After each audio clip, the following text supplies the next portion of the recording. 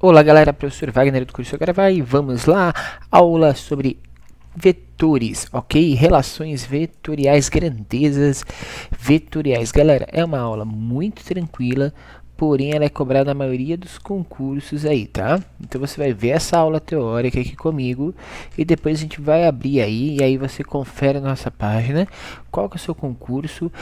Normalmente essa aula já vai estar encaixada na playlist do seu concurso, então fica tranquilo. Segue para a próxima porque a gente vai resolver exercício, tá? A nossa ideia aqui hoje é trabalhar sobre grandezas vetoriais. Tranquilo? Professor, o que são grandezas vetoriais, né? O cara chega aqui para mim e pergunta se ele não sabe nem o que é grandeza, principalmente vetorial, né? O que vem a ser grandeza, cara? Grandeza é aquilo que pode ser medido, tá? Tudo aquilo que pode ser medido a gente chama de grandeza. E as medidas, elas são feitas por método de comparação, né? Então a gente compara a medida. O que é um metro? O metro é comparado a alguma coisa que tem um determinado comprimento, entendeu?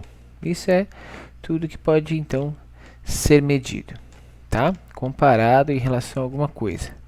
A física em si, gente, ela só trabalha com aquilo que pode realmente ser medido. Por exemplo, eu consigo medir o que é comprimento. Eu consigo medir, por exemplo, outra relação, tempo, né? Embora a gente tenha umas teorias aí, mas a gente consegue medir o tempo, né? A gente consegue equacionar. O que mais que a gente consegue medir? Temperatura a gente consegue medir, né?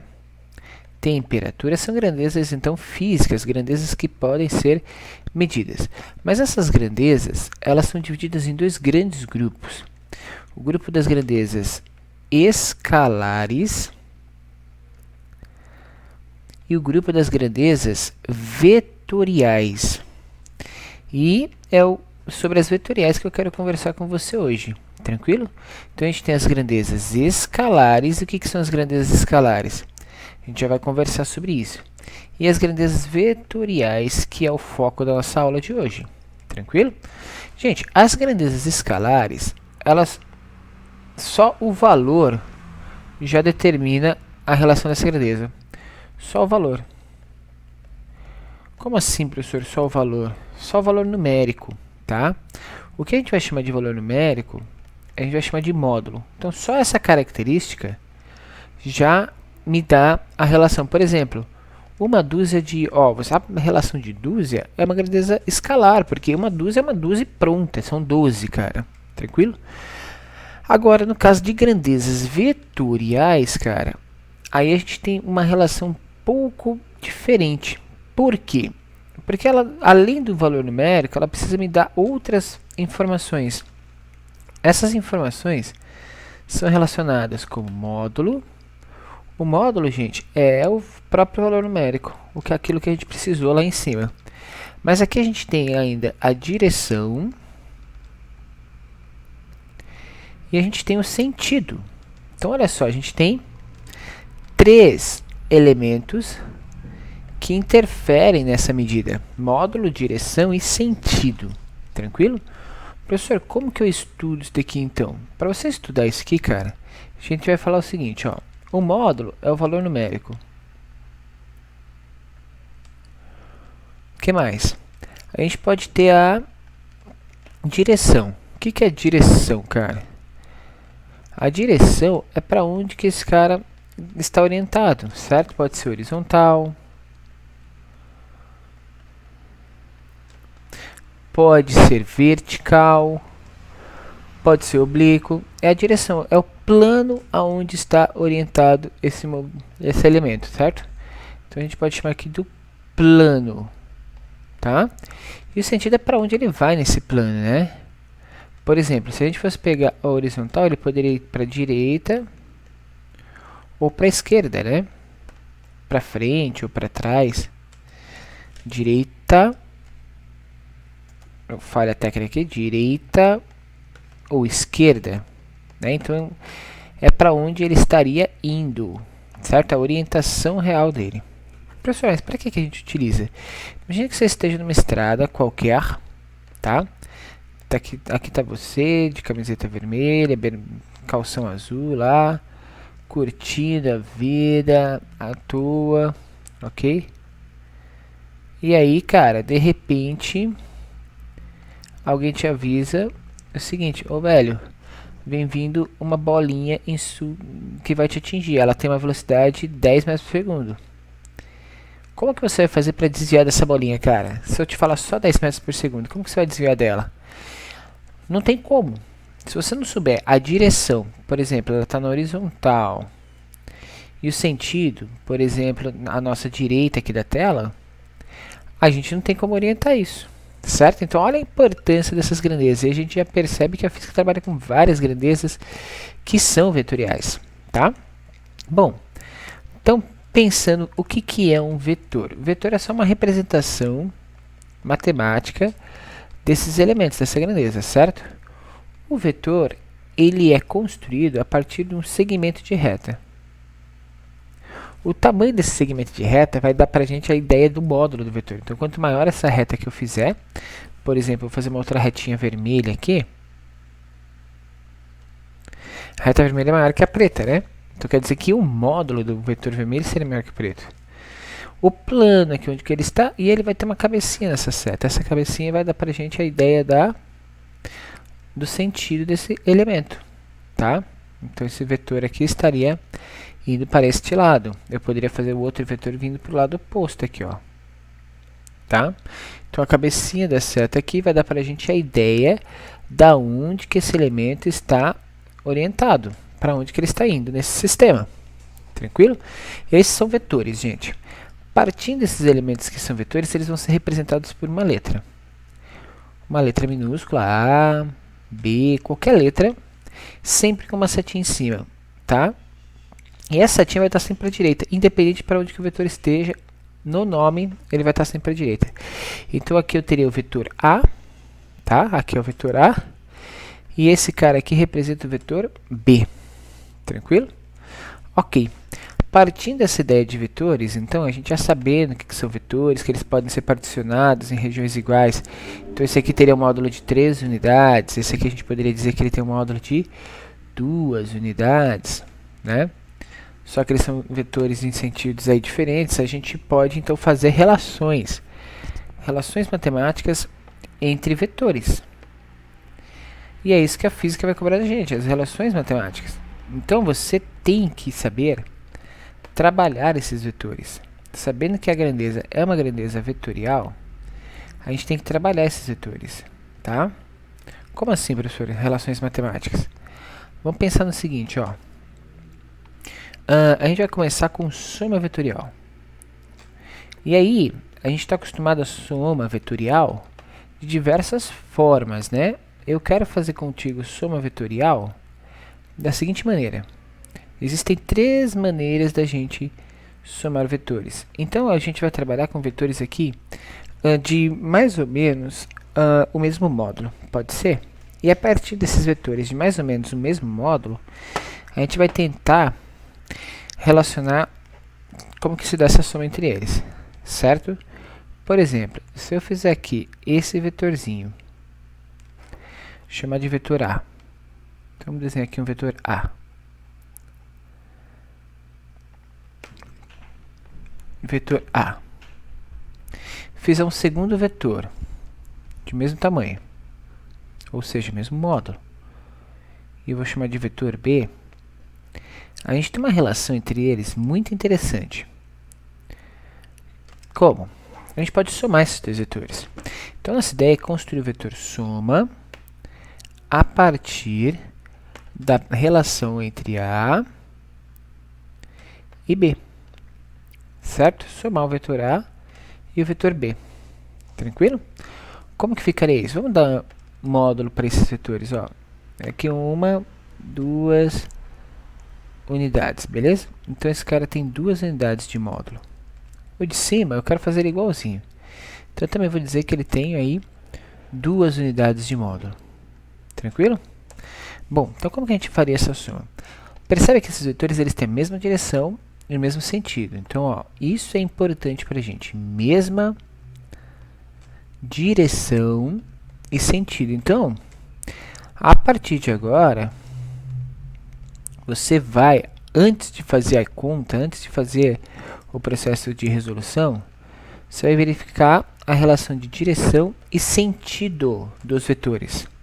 Se os vetores têm a mesma direção e o mesmo sentido, a soma vetorial equivale à soma algébrica desses vetores. É só pegar o vetor A e somar ao vetor B. Como que ficaria isso?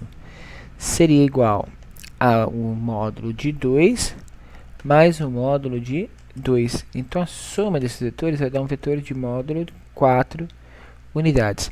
Só que aqui eu só fiz o módulo do vetor, né? Qual que é a direção e qual que é o sentido de orientação desses vetores? Na soma vetorial desses dois elementos, a gente vai ter o vetor A, então a gente vai sempre fazer assim, ó.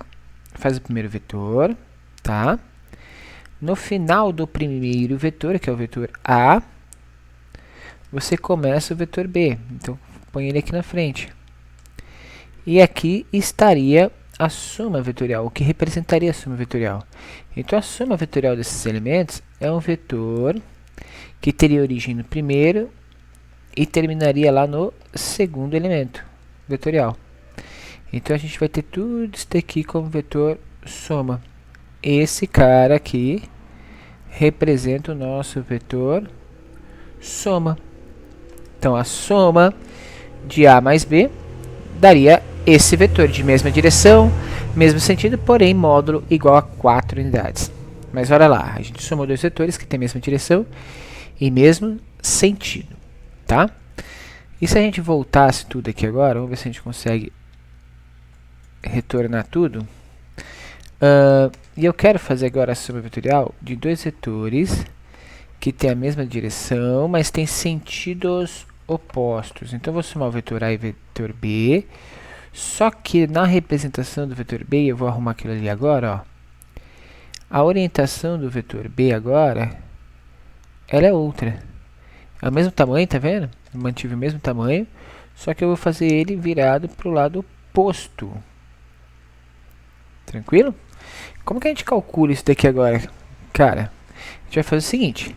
Então agora a gente tem dois vetores de mesma direção, porém sentidos opostos. Como que a gente vai calcular isso? Para calcular a soma de vetores de sentidos opostos, a gente vai pegar e vai tomar uma direção, um sentido como referência. Então, vou tomar esse sentido aqui como referência. Então, para cá, eu vou chamar de positivo, tá? Então, o lado oposto é negativo. Então, vai ficar o quê? A soma algébrica desses elementos vai ser o vetor A menos B, certo? Porque o A é positivo, que ele está no mesmo sentido da minha referência, e o B é negativo, porque ele está oposto à minha referência.